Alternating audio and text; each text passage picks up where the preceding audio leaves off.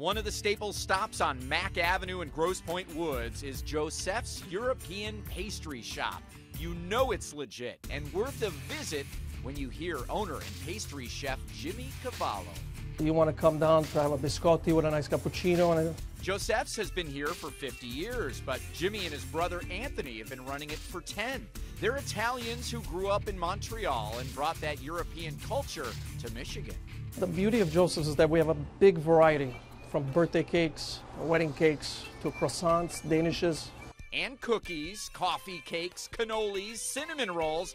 We're just getting warmed up. The cakes are big and small, covered in chocolate or fruit or both. But Josef's is run by Italians who know as much about savory as they do sweets. My grandfather's focaccia pizza, which we've been doing back home in Montreal for over 50 years. The Italians call this a sandwich.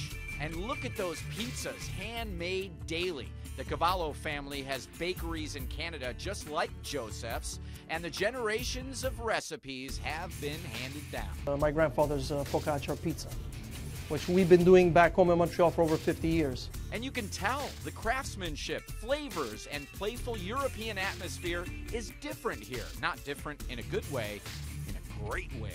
Escape a little bit.